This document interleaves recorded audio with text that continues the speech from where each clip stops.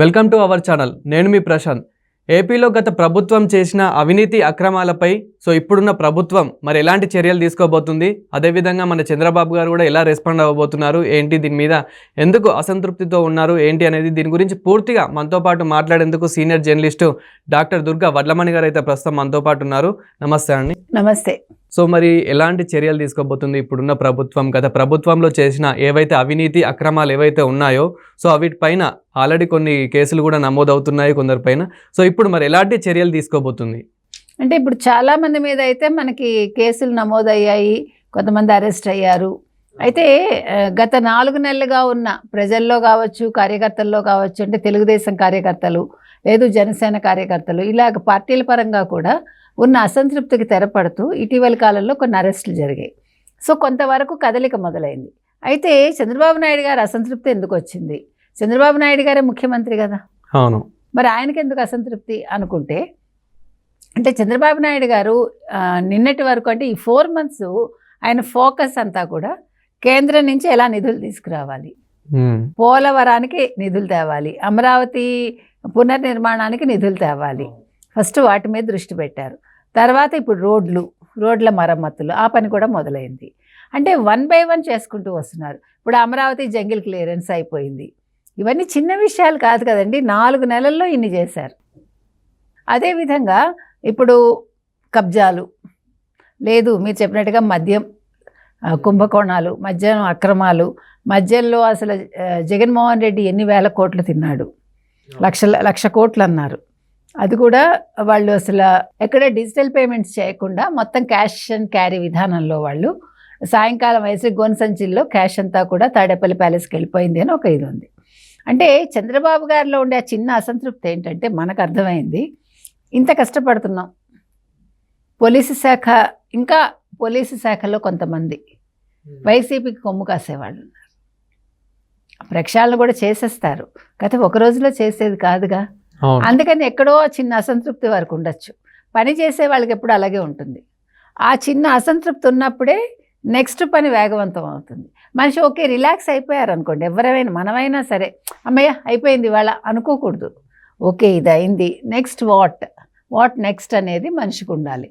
అంటే దీన్ని చూస్తే ఎలా ఉందంటే, ఇప్పుడు సింహం వేటాడే ముందు సైలెంట్గానే ఉంటుంది, ముందుంది ముసళ్ళ పండుగ అన్నట్టుగా ఇప్పుడు ఎవరైతే అవినీతికి పాల్పడ్డారో వాళ్ళందరినీ బయటకు లాగనున్నారని చెప్పేసి అనిపిస్తుంది అన్నమాట. కరెక్ట్ అండి.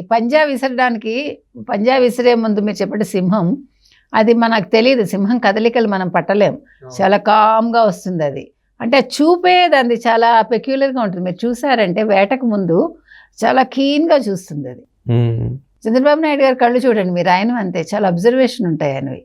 అంటే ఆయన చూపు చాలా తీక్షణంగా అంటాం చూడండి, ఆ తీక్షణ దృష్టి ఆయనది. అది మనం ఒక మనిషితోటి కొద్దిగా మనకి పరిచయం ఉంటే మనకు అర్థమవుతుంది. చాలా క్యాజువల్గా మనం చంద్రబాబు నాయుడు గారిని చాలామంది తిట్టచ్చు, అది పిచ్చితనం. అది ఒక మనిషిలో ఉండే ఒక గొప్పతనాన్ని తెలుసుకోవాలంటే అసలు ముందు మన మైండ్ మనం క్లియర్గా పెట్టుకోవాలి.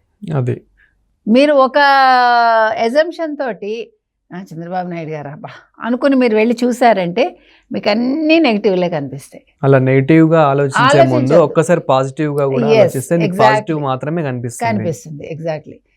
నేను అనేది ఏంటంటే, చంద్రబాబు నాయుడులో మనం నెగిటివ్ చూసే ముందు అసలు ఆయన రాష్ట్రానికి ఏం చేశారు, ఇప్పుడు ఏం చేస్తున్నారు, గత 4 నెలల్లో ఏం చేశారు, ఇంకా 5 నెలలు కాలేదు, రాష్ట్రంలో ఏం జరుగుతోంది అంటే ఒక రాష్ట్రాన్ని ఒక అతలాకుతలం అయిపోయింది. అన్ని రకాలుగా అన్ని రంగాలు అస్తవ్యస్తం అయిపోయాయి. అటువంటి సమయంలో ఇప్పుడు చిందరవందరగా ఒక రూమ్ ఉంటుందండి. మనం ఏం ఆలోచిస్తే ఇప్పుడు ఒక వంటిల్లు ఉంటుంది. వంటిల్లు చిందరవందరగా ఉంటే మనం ఎక్కడి నుంచి మొదలు పెట్టాలి అనే దానికి మనం ఫస్ట్ ఒక్క నిమిషం అలా అబ్జర్వ్ చేశాక where from we have to start అనే దానికి మనం ఒకటి పెట్టుకుంటాం. అప్పుడే కదా ఒకదాని నుంచి ఒకటి ఏదేది లింకులు ఉంటాయో అట్లా పనిచేసుకుంటూ వస్తాం.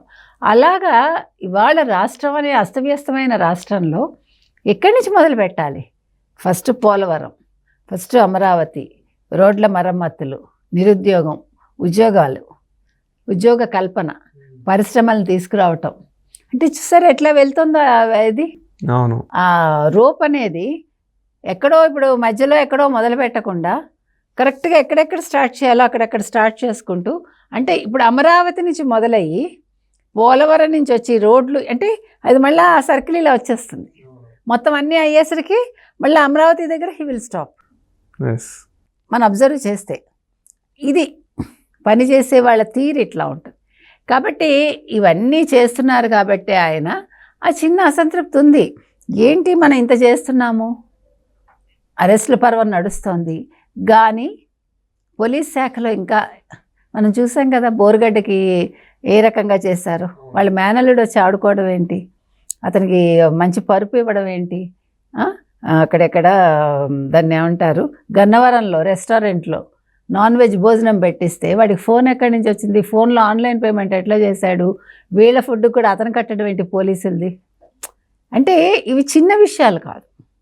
ఆయనకున్న అసంతృప్తి మీకు అర్థమైంది అనుకుంటా. ఆయన అంటే ఇందాకే మనం చెప్పుకున్నాం తీక్షణ దృష్టి అని. సో ప్రతి చిన్నది ఆయన అంటే మైన్యూట్ని కూడా ఆయన పట్టించుకుంటారు. ఆ మైన్యూట్ని పట్టించుకున్నప్పుడే మీకు మేజర్గా తప్పులు జరగవు. ఈ తప్పులన్నీ కూడా సరైపోతాయి. అంటే ఈ కేసులన్నీ కూడా ఒక కొలిక్కి వస్తాయి. కాబట్టి ఇవాళ చంద్రబాబు నాయుడు గారి దృష్టి కరెక్ట్గా ఉందండి. అంటే ఎక్కడెక్కడి నుంచి ఏ రకంగా చేయాలి అంటే చాలామంది ఏమనుకున్నారంటే రాగానే జగన్మోహన్ రెడ్డిని అరెస్ట్ చేసేయాలి చాలా మంది అనుకున్నారు. రాగానే ఎవరు విజయసాయి రెడ్డిని అరెస్ట్ చేసేయాలి. అరెస్టులతో ఏమన్నా పని అవుతుందా? కాదు కదా. ఇప్పుడు బోరుగడ్డని ఎప్పుడు అరెస్ట్ చేశారు అవన్నీ చూసుకున్నాక, వరా రవీందర్ రెడ్డిని ఎందుకు అరెస్ట్ చేశారు, ఎప్పుడు చేశారు అంటే ఒక ప్రణాళికాబద్ధంగా వెళ్తున్నారు. ఏదో ర్యాండమ్గా చేసేసామా, ఓకే ప్రజల్ని మనం సంతృప్తి పరిచేసామా, వాళ్ళు బెయిల్ మీద వచ్చేసారా, అరెస్ట్ అయిపోయిందా, అది కాదుగా. అరెస్ట్ అనేది ఏ రకంగా జరగాలి, వాళ్ళు మళ్ళా బెయిల్ వాళ్ళకి దొరకకూడదు. వాళ్ళు చేసిన తప్పిదాలు అన్నీ ఇన్ని కావు, వాళ్ళు చేసిన అట్రాసిటీస్ అన్నీ ఇన్ని కావు. కాబట్టి వాటికి తగ్గట్టుగా ఇవాళ తొందరపడి అరెస్ట్ చేయడం కాదు, అరెస్ట్ చేశాక వాళ్ళకి బెయిల్ దొరకకూడదు. ఇది చంద్రబాబు నాయుడు గారి ఆలోచన విధానం. కాబట్టి ఎప్పుడు కూడా పనిచేసే వాళ్ళకి ఎక్కడో చిన్న అసంతృప్తి ఉంటుంది. అది ఉన్నప్పుడే వాళ్ళు ఫర్దర్గా పని చేయగలుగుతారు. కాబట్టి ఆయన అసంతృప్తి గురించి మనం పట్టించుకోకర్లా. రాష్ట్రంలో పనులు ఏ రకంగా జరుగుతున్నాయి, వేగవంతంగా జరుగుతున్నాయా లేదా, ప్రజలు ఏ రకంగా అనుకుంటున్నారు, ఇవి మనకి ముఖ్యం. ప్లస్ ఇప్పుడు నిన్నను వాలంటీర్స్ మీద కూడా వాళ్ళు నిర్ణయాలు తీసుకున్నారు, వాలంటీర్ వ్యవస్థ మీద. ఎస్, ఇవన్నీ కూడా ఇవే కావాల్సింది. కాబట్టి మనం మొత్తానికి ఇవాళ అయితే ఆంధ్రప్రదేశ్లో అన్ని పనులు కూడా సజావుగా జరుగుతున్నాయండి. అరెస్ట్ల పర్వం మాత్రం ఇంకా కొంచెం వేగవంతం కావాల్సిన అవసరం ఎంతైనా ఉంది. Thank you. Thank you.